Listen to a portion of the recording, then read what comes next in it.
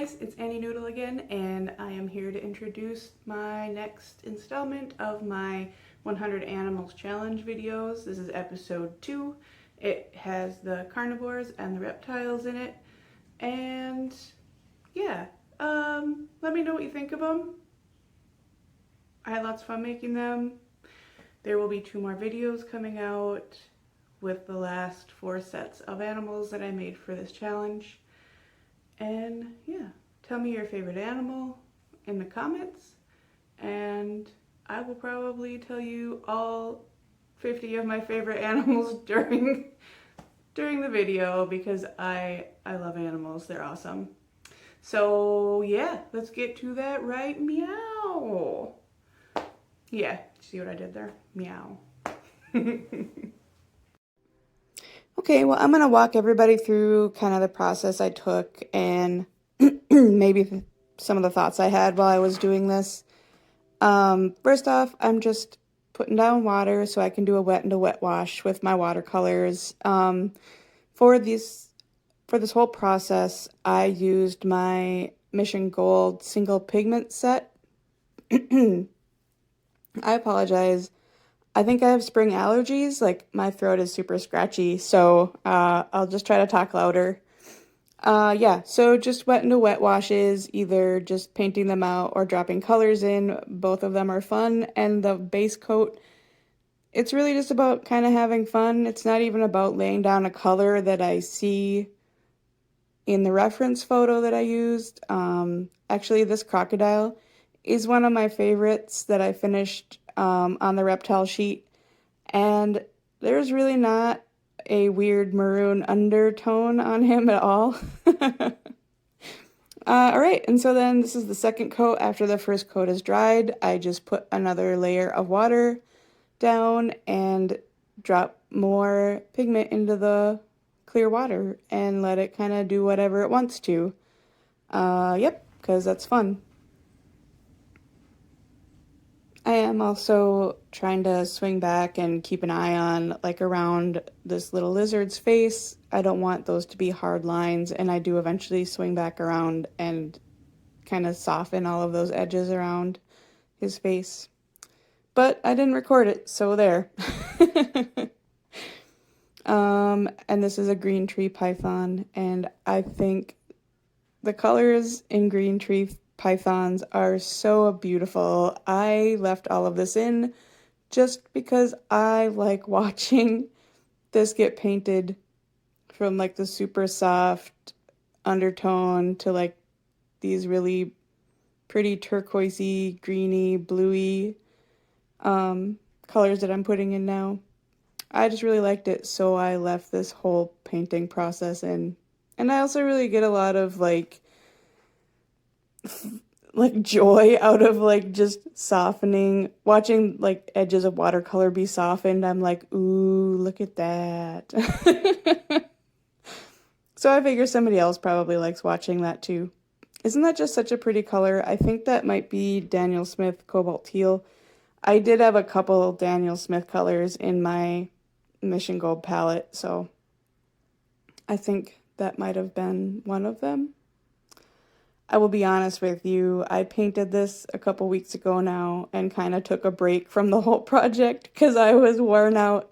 So I can't remember what paints I was using for sure, in which parts.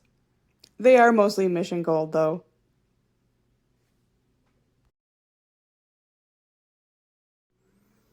Okay, so I just drank a whole boatload of water, so we'll see if that helps my voice at all. So here I'm actually doing wet onto dry because I feel like the turtle has more hard edges in his patterning, and so I wanted to make sure to kind of capture that. I do eventually start transitioning over to dropping wet into wet on him as well, but I did start out wet onto dry. Oh, yep, see, I did right there. Yeah, so I go back and just make colors more dark or occasionally just add different colors to the wet pigment before it dries. Also, I love turtles. I went to Hawaii to visit my nephew, and I got to see turtles that were just laying out on the shore sunning themselves, and they are so cool. They are enormous, and I love them so much. I got some pictures with them. You're not allowed to get within X amount of feet, but like here's me standing X amount of feet behind a turtle. Which is important. Like, I am not complaining at all. I am totally just stoked that I got to see turtles. It was a really unbelievable experience. And when you're swimming, they will, you're not allowed to touch them. Do not touch wild animals unless you are a rehabber. Like, don't touch wild animals. Don't feed wild animals. Leave wild animals alone. But while you are swimming, you're not allowed to touch the turtles. But the turtles will sometimes just kind of bump into you, and it is just unbelievable. Like, it is such a crazy experience. Guys, if you can ever swim with turtles, 1000% recommend. They are awesome. And even if they bump into you, you still feel like a ridiculous, clumsy human for getting in their way. Like, that's just how it is. You're like, oh, pardon me, turtle. Sorry I'm in your way. I'll let you get back to eating the stuff off that rock now.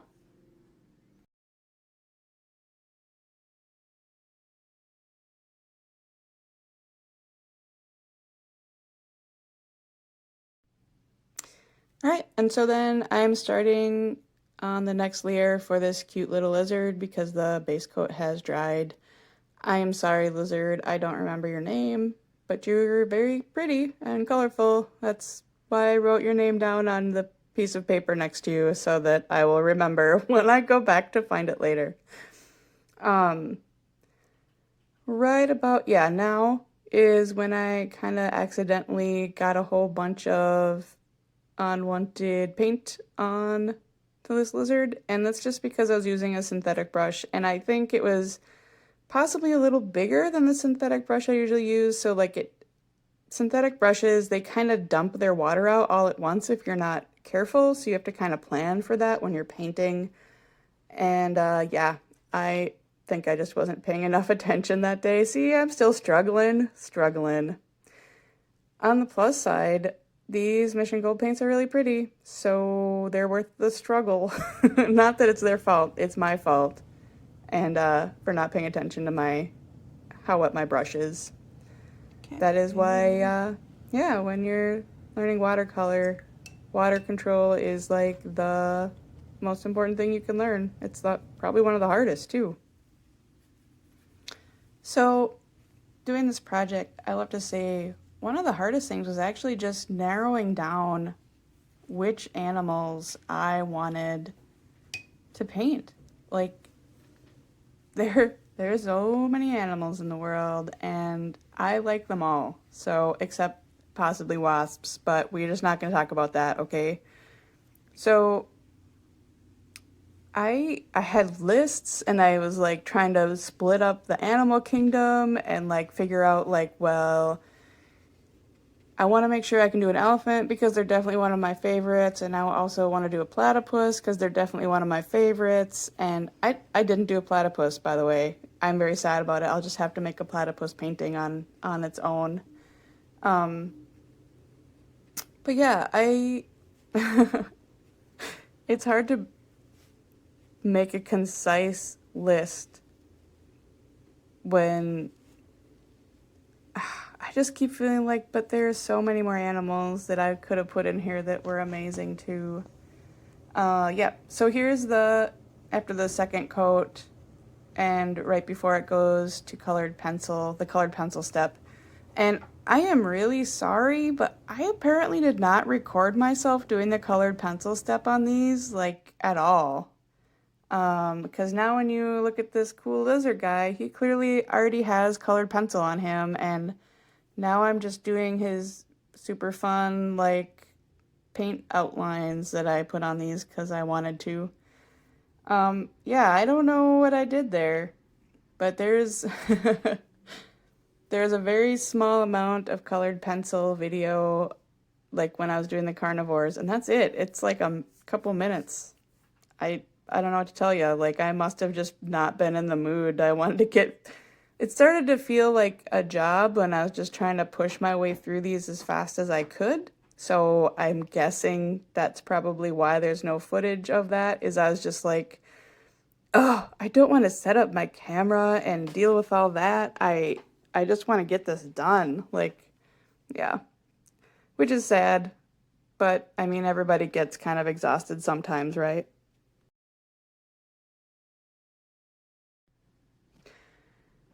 I might have not recorded um much colored pencil stuff either because I find the painting like it's just more satisfying to me to watch like somebody doing the line work with a brush. Like I love watching that. I watch other YouTubers doing their line work videos so much. I just love it. And I just don't get the satisfaction out of watching my video of me doing colored pencil. I always think it somehow looks really awful until like the whole thing is done and then I'm like, "Oh, okay. Yeah, I really like that there." But like in the moment, I'm very much like, "Oh, I just ruined everything." This is where it gets, you have to be like really patient. Let's see, zoom in. Can't zoom in too much because the camera gets blurry. But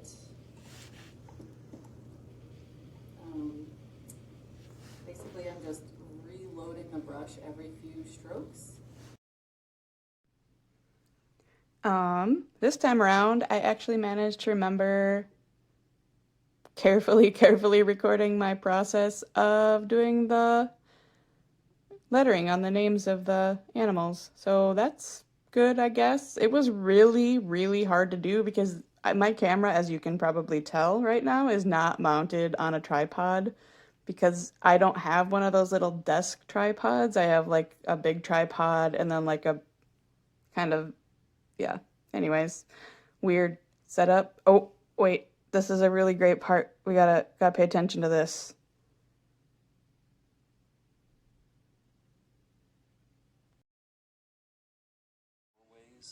Oh my gosh. Isn't it emerald? And it's not. It's a green tree python and an emerald tree boa. Two different things. It's okay, Annie. You're fine.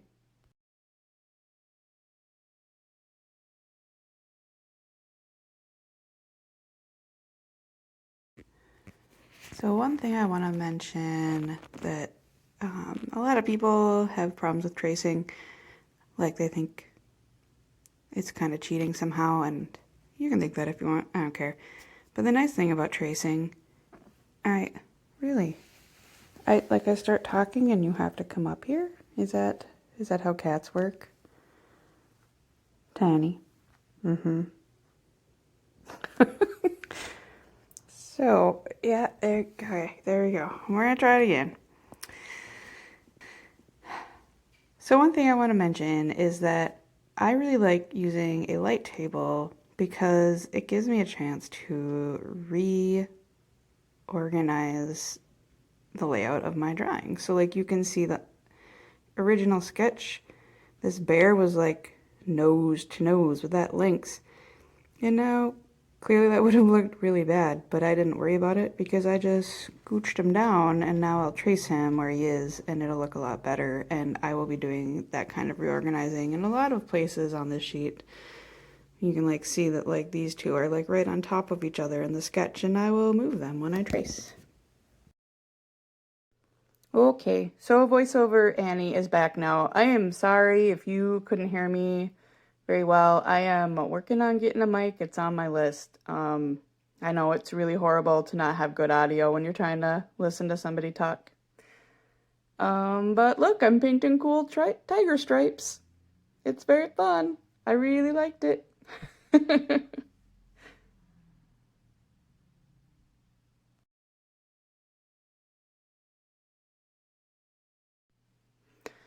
And so here's just an overview of where the carnivores were after I had done their paints and before I started on their colored pencil. I love that wolf. I think the wolf and the snow leopard are probably like, oh, that wolf, the colors are so beautiful. Oh, here's your like minute of me doing colored pencil on this. I think he is a pine marten. Um, And I feel bad because, like, honestly, he was my least successful animal in this round. Like, I never got him to a place where I liked him, no matter what I did. Yep, but here's his colored pencil work, which is the only colored pencil work that actually survived my editing process, and I didn't notice till too late. Yep. All right, so this is an African wild dog, and like I've said, this page is carnivores, and you might be wondering why you can very clearly see a mouse right above this African wild dog, and I will tell you why. It's because I have a bad sense of humor, and okay, so I woke up one day and I went out and started my car, and like all of my check engine lights came on, and like everything was beeping at me and angry. And so I brought my car in, and the mechanic told me basically a critter had gotten into my engine and eaten, I mean, like the sensor for my coolant was completely gone. All of the cables that came off of it were like gnawed away. My passenger side blinker was totally gone. Like not the blinker itself, but like all of the cables coming off of it were just gnawed through. Yeah. So, and that happened while I was setting this sheet of carnivores up, and I was like, do you know what? He ate my car. He's a carnivore. I mean, like, I think I am really funny, so I put him on there. 'Cause why not, make yourself laugh in a bad situation? Like, I still have to pay to get the car fixed, so, I might as well make a joke out of it. And honestly, he turned out pretty good. Like, I really like how he looks when he's finished. And there is like a kind of glamour shot at the end of everybody so that you can see what they look like.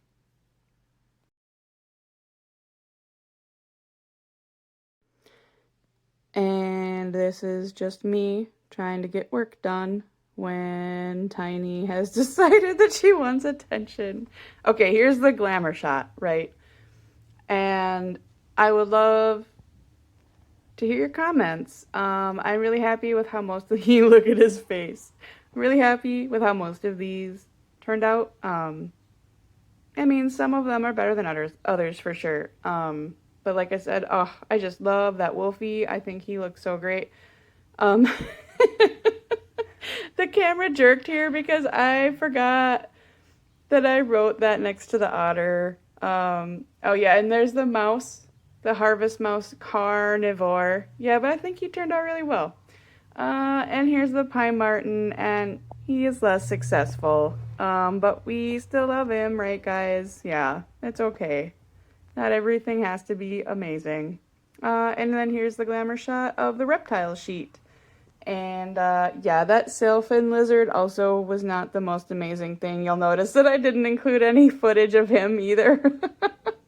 I do love this chameleon and the little blob. I accidentally blobbed, and I was like, well, I'll just give it a name. And I love how the crocodile turned out, and I love the shading on the tortoise. I think it's called the gharial. Anyways, so leave a comment, guys. Bye.